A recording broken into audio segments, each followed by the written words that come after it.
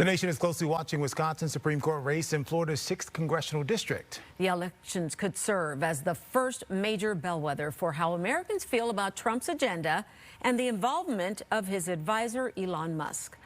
Political reporter Jason Calvi is in Milwaukee with more on this. Hi, Jason.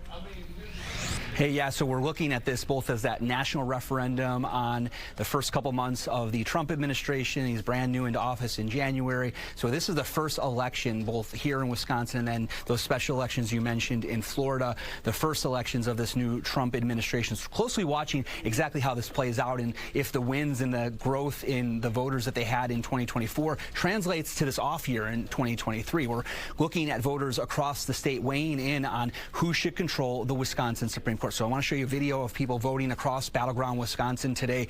And what you can see here is control of the Wisconsin Supreme Court is now on the line. Right now it's controlled by the Liberals faction. They have a 4-3 majority of the Wisconsin Supreme Court. Now one of their members is retiring, and so now this leaves an open seat here. Potentially conservatives are hoping to flip this seat to return to conservative control here in battleground Wisconsin. Now we've had so many campaign ads. It's really shattered the national record for campaign spending for a Supreme Court race.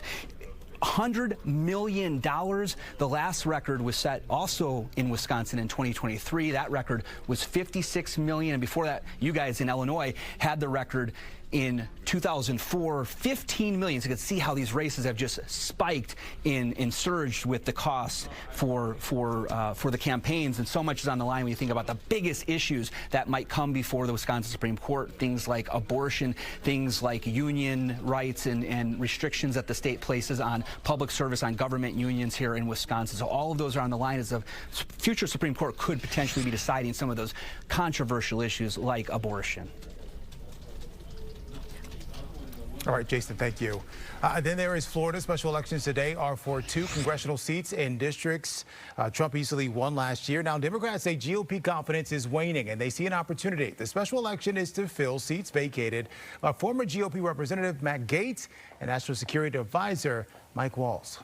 This election comes down to whether the people who voted for President Trump in November are going to come out today. There's a lot of factors here. You know, there's a lot of people who are unhappy with the early policies of this administration, and there's also a very unpopular candidate running in the other party.